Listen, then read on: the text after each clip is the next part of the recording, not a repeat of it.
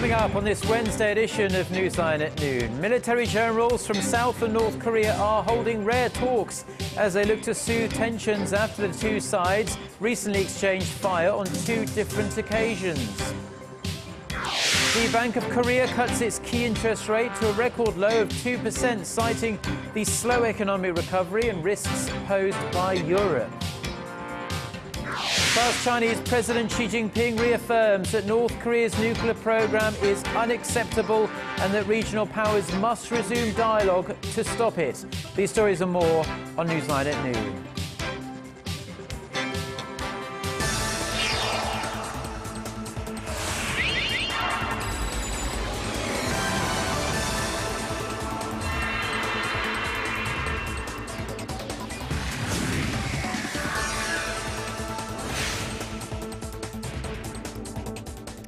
It's noon Wednesday, October 15th here in Korea. Thanks for tuning in. Live from Seoul, I'm Eoh Jin-joo. It's very good to have you with us. I'm Mark Broome. Our top story this lunchtime. Military officials from North and South Korea are reportedly meeting as we speak at the border village of Panmunjom. The South Korean government has declined to confirm the talks, but the two sides are known to be discussing ways to ease military tensions at the border. Hwang Seung-hee reports. The two Koreas are reportedly holding a round of military talks behind closed doors on this Wednesday. Citing senior government officials and lawmakers, local media outlets are reporting that a meeting between general-level officers is underway at the truce village of Panmunjom in an effort to ease military tensions at the border. South Korea's Unification Ministry declined to confirm the reports. Last week, South and North Korean patrol boats exchanged fire after a North Korean vessel crossed the de facto maritime border in the West Sea. 3 days later, the two Koreas exchanged gunfire across their shared border after the North fired at South Korean balloons carrying anti-Pyongyang leaflets. Up for discussion in today's talks are the recent clashes and ways to prevent them moving forward. A government source said the meeting was suggested by Pyongyang following last week's incident in the West Sea. The Unification Ministry also declined to comment on whether it had proposed a date to North Korea for their planned high-level talks. The two sides earlier agreed to hold the meeting sometime in late October or early November. In a column on Wednesday, North Korea's state-run Nodongshinmun newspaper called on South Korea to halt all military hostilities to create a mood for improving cross-border ties. The newspaper said banning anti-Pyongyang leaflets would be a first step, something the South Korean government has repeatedly said it will not do. Hwang Seung-hee, Arirang News. South Korea and China have reaffirmed their shared stance that North Korea's nuclear program will never be tolerated. Meeting with the visiting leader of South Korea's ruling party, Chinese President Xi Jinping said the so-called six-party dialogue is still the best way to denuclearize the North. Shin Se-min reports. Chinese President Xi Jinping wants to revive the long-stalled six-party talks as soon as possible. In a meeting with the leader of South Korea's ruling Saenuri Party, Kim Moo-sung, in Beijing on Tuesday, President Xi said that while the talks haven't been held for 6 years, they still represent, quote, optimum process to persuade North Korea to give up its nuclear ambitions. The talks that involve the two Koreas, the U.S., China, Japan, and Russia, have been stalled since late 2008 when Pyongyang walked away from the negotiating table. President Xi said the six-party talks could provide a sustainable, effective, and irreversible way of denuclearizing the North. Kim told reporters that Xi reiterated the importance of dialogue and said the recent surprise visit to South Korea by a high-level North Korean delegation marked a positive step forward for relations of the two Koreas. The delegation was led by the regime's second most powerful man, Hwang Byung-seok. Ahead of his meeting with President Xi, Korea's ruling party chief met with Wang Jia-rui, the director of the International Department of the Communist Party of China's Central Committee. South Korea has set a fine example on how to modernize. It's something we can learn from. Specifically, South Korea has a major influence in economic and cultural fields. Wrapping up their discussions, the two pledged to widen their partnership by coordinating policies. They also agreed to hold regular talks between the ruling parties of the two countries. 신세민, Arirang News. Korea's central bank has cut its key rate by 25 basis points to 2%. The Bank of Korea's move, which comes in line with the government's efforts to prop up growth, leaves the country's base rate at a historic low. Hwang Jae has the details.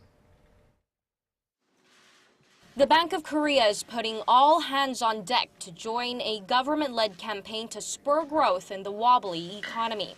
It lowered its key interest rate by 0.25 percentage point to 2% following its monthly monetary policy meeting on Wednesday. It's the second rate cut this year and marks a drop to a low not seen since the height of the global financial crisis in 2009. The central bank cut the rate in August for the first time since May last year, citing sluggish domestic demand and sagging economic sentiment.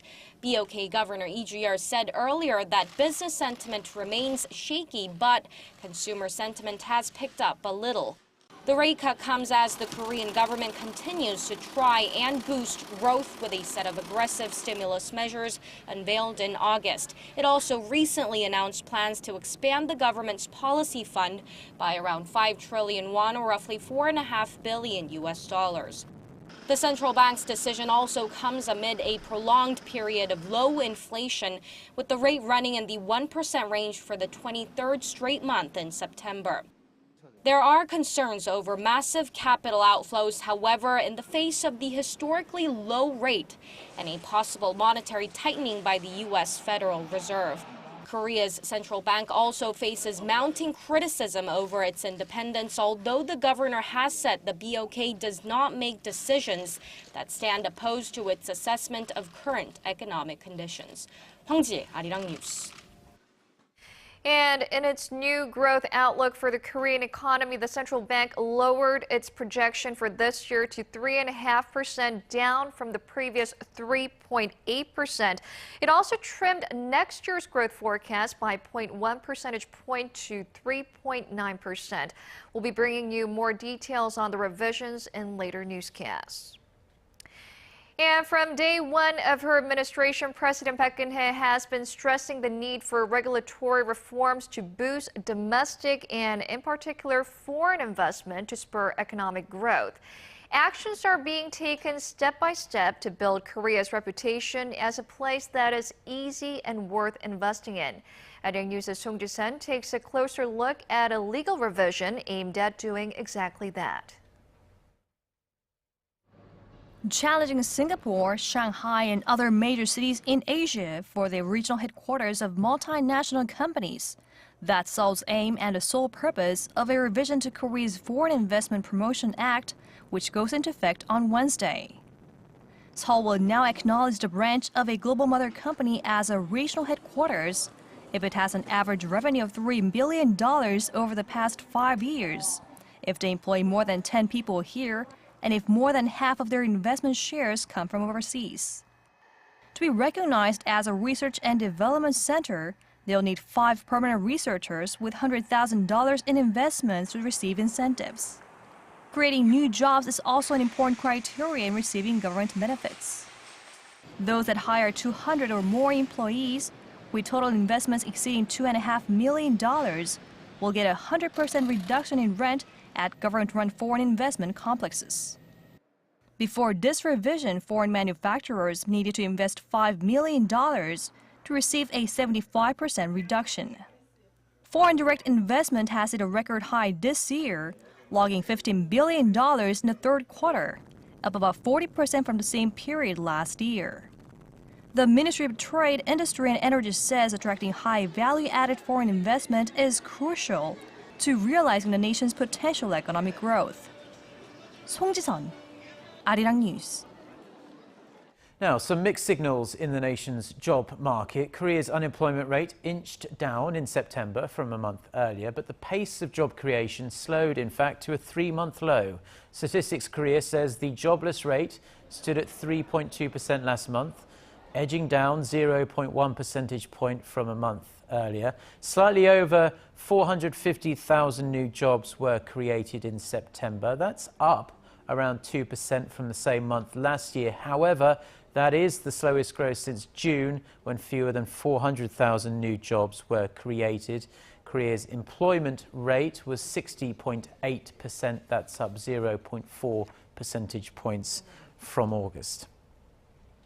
Korea's import prices fell for the 7th consecutive month last month on weakening oil prices that offset the strengthening US dollar.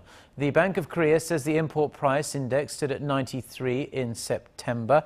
That, in fact, is the lowest level in 5.5 years. The index compares to the base of 100, which was set back in 2010. The central bank explained that the local currency weakened against the greenback by 0.8% in September from a month earlier, but the price of Dubai crude shed 5.2%, and that dragged overall import prices down. President Park Geun-hye is in Italy for a biennial summit of Asian and European leaders and separate talks with the Italian Prime Minister. The Korean president will be among more than 50 leaders attending the 10th Asia-Europe meeting that's scheduled to run from Thursday to Friday in Milan. Officials say President Park will present her views on the ways to connect Asia and Europe. She will then travel to Rome for talks with her Italian counterpart Giorgio Napolitano and Prime Minister Matteo Renzi to discuss ways to hopefully strengthen further economic cooperation between the two countries. Before those meetings, though, President Park will visit Pope Francis in the Vatican, who, you'll remember, came to Korea for a few days back in August. Now, Japan's continual denials of its past wrongdoings are seemingly becoming more and more brazen. Instead of showing some form of remorse for its sexual enslavement of thousands upon thousands of women before and during World War II, Japan has decided to turn even more in the other direction. Our Kim Min-ji reports. The frosty ties between Korea and Japan are unlikely to thaw anytime soon. The Japanese government says it will actively promote that Japan has committed no sins as it pertains to the forced sexual enslavement of women during wartime. This in reaction to the Asahi Shimbun newspaper, which in early August retracted what it called erroneous articles published in the 80s and 90s about the sexual slavery issue. In a written statement, the Japanese government said it will strengthen foreign communications so that their stance and handling of affairs receives a fair assessment by the international community. That echoes what the Japanese Prime Minister has said. Due to false reports by the Asahi Shimbun, we must work to recover Japan's honor. Adding fuel to the fire, a top cabinet official who has spearheaded efforts to deny the Japan sexually enslaved women during World War II says she will visit a controversial war shrine that honors A-class war criminals. When time allows, I'll visit the Yasukuni Shrine. Japan's chief cabinet secretary, Yoshida Suga, said there's nothing wrong with paying respect to those who lost their lives while fighting for the country. The Japanese Foreign Ministry also recently said it will step up its false claims to Korea's easternmost Dokdo Island. And with Korea demanding that Japan acknowledge and show sincerity about its historical wrongdoings, it seems highly unlikely that summit talks will be held anytime soon, with their stances on diverging paths. Kim Min-ji, Arirang News.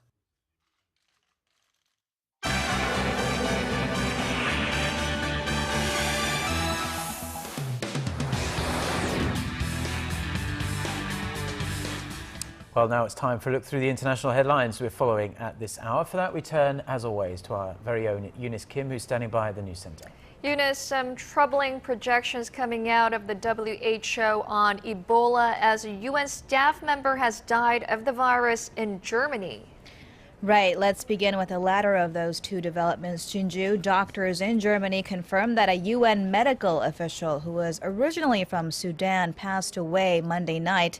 This despite receiving what they called intensive medical measures in the 4 days he was at that clinic that included an experimental drug. The 56-year-old man had contracted Ebola while volunteering in Liberia. This as at the source, the World Health Organization says West Africa is poised to surpass 9,000 confirmed Ebola cases by the end of this week. Assistant Director General Bruce Aylward said on Tuesday the epidemic was expanding geographically in Guinea, Sierra Leone, and Liberia, some of those areas bordering other countries.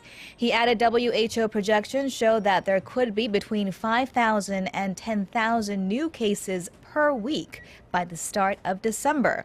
He said the group's goal was to logistically organize an Ebola response that could properly manage 70% of those cases by then. The push to get NATO member Turkey to join the fight against Islamic State militants has become even more complicated after Turkish warplanes struck down Kurdish rebels within its borders. Ankara said its Monday airstrikes were triggered by an attack on one of its military barracks by the Kurdish PKK. Now labeled a terror group, the PKK had threatened to call off its two-year truce with Ankara, frustrated by Turkey's reluctance to join the fight to save the largely Kurdish Kobani. The development comes as U.S. jets ramped up their aerial warfare in Syria in support of Kurdish fighters struggling to fend off an IS advance in Kobani for weeks. In Paris, chief diplomats of the U.S. and Russia, John Kerry and Sergei Lavrov, shook hands, promising to share intelligence on IS and cooperate on other global security matters despite differences that remain over Ukraine.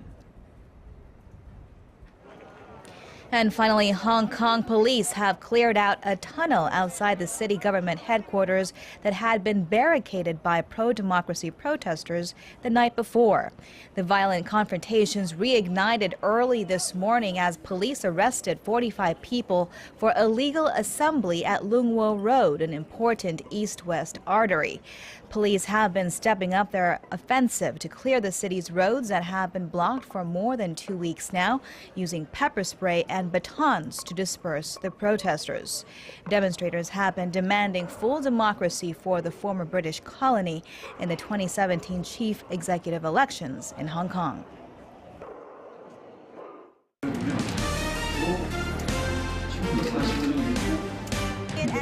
Stay up to date on the latest news out of Korea. Connecting to our team of reporters about the issues that matter to Korea. On air, on your mobile, online. Find out more about Korea on NEWSLINE at Noon with Mark Broome and Eoh Jin-joo. I'm Eoh Jin-joo with Market researcher, strategy analytics said Thursday that LG Electronics brought in about... The government has expanded its ban of cereal products made by Dongseot Food amid safety concerns. The Food Ministry extended its list of potentially contaminated products by 3 from the previous 1 after an inspection at the company's factory. The ministry had earlier banned sales of its popular cereal brand, Post Almond Flakes. Dongseot Food is accused of recycling cereal contaminated with E. coli bacteria in new products even after they knew of the problem. Now, chubby kids may be adorable, but if that chubbiness extends into their adolescence and adulthood, it could become a serious problem for the individual and society as a whole. Now, Korea's overall obesity rate, particularly among young boys, is increasing at a worrying pace, now surpassing the OECD average. Sun Jang-in has the story. 8-year-old Sun Soo-min is heavier than most of his classmates. After a body checkup, his parents were told he has a body fat ratio twice the average for a boy his age. Like many kids in Korea, Soo-min likes to tuck into calorie and carbohydrate-rich food like white rice, red meat, and fast food, and doesn't get enough exercise. I like snacks and drinks. I like soda like Coke. His mother wasn't aware of the consequences and just gave him whatever he asked for. I heard people say that fat children usually eat up being taller as adults. The problem has worsened in recent years. In Korea, 1 in 4 boys aged 5 to 17 are obese, which is slightly higher than the OECD average. What's more concerning is that well over half of those boys remain obese into adulthood and are at higher risk of becoming morbidly obese. Obesity can lead to a host of other health issues like diabetes, high blood pressure, and it can also increase the chance of cerebrovascular disease at a young age. Obesity is known to cause cancer, including colorectal cancer, breast cancer, as well as asthma, fatty liver, and other liver disorders. It also incurs great social costs in terms of medical expenses and loss of production. According to recent data, the socioeconomic cost stemming from child obesity in Korea amounts to $1.3 billion each year. Child and teenage obesity not only affects the individual, but their family, school, and the community as a whole. Experts advise parents to create a friendly but firm atmosphere for their children and encourage them to exercise and eat fresh fruit and vegetables to maintain a healthier lifestyle. 손정인, Arirang News. Now, from smart devices to electric cars, the technological advances we enjoy these days will only go as far as their batteries allow, unfortunately. But seizing this moment, Korean manufacturers are working on new types of batteries that can bend, flex and even roll into a cylinder-type shape. Our Ji Myung-gil has more.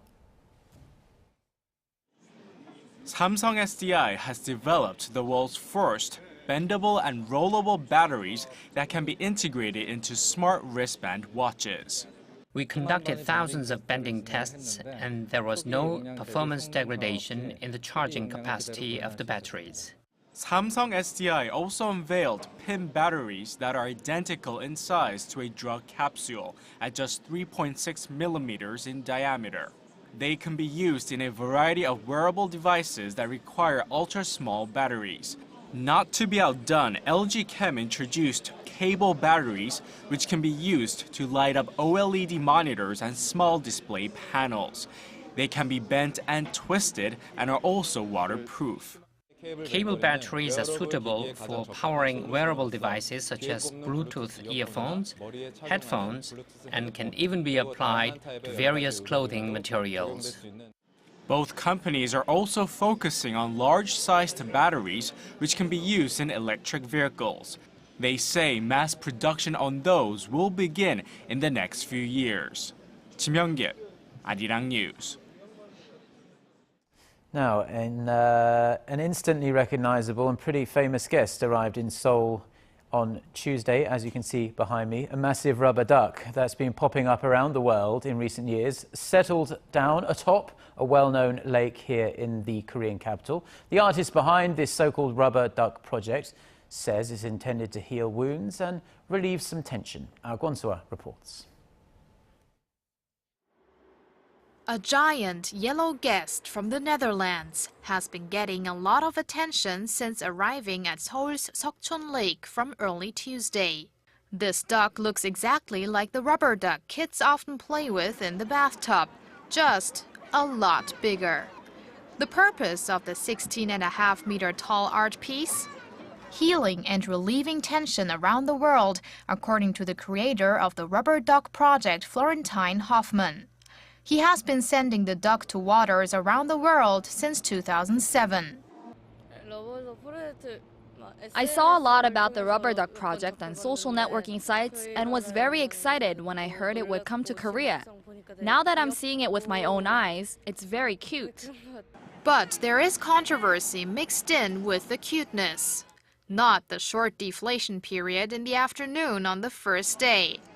But many people have wondered aloud why it is being floated in the relatively small-sized Seokchon Lake and not Seoul's famous Hangang River. Fingers have been directed at Lotte, one of the organizers of the project, which just so happens to have opened a new mega mall not too far from the lake. There have been many cases where this project has been misused for commercial means, and that's why we discuss every detail with the artist beforehand. All the profits we make go to charity. That is maybe why visitors did not hesitate to stand in lines to buy rubber ducks that cost around $22. Kwon-sua, Arirang News.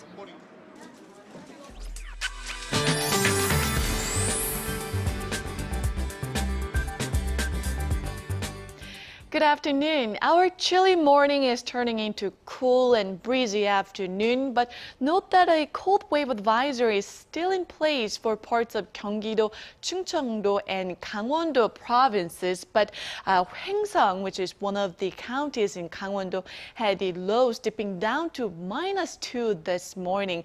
But skies-wise, a fair amount of sunshine will lead to a mild afternoon with temperatures hovering in the 20s.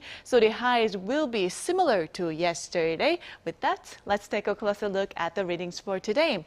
Now, the daytime high in the capital will reach at 20, while Daegu, Gwangju, and Busan should all rise to 21 this afternoon. Now, for other regions, Jeju Island and Daejeon will see highs of 20, while Dokdo peaks at 16. Nationwide showers are in store for tomorrow morning. Temperatures will not be affected by the rain all that much, but do notice the big gaps between lows and highs and dress accordingly to avoid catching a cold. That's all I have for you today, and let's send it back to Mark and Jin-joo in the studio. Thank you very much, Jion, as always, for the very nice weather updates you give us. And those are stories we're following on this Wednesday afternoon. Mark and I'll be back at the same time on Thursday. Hope you have a great day.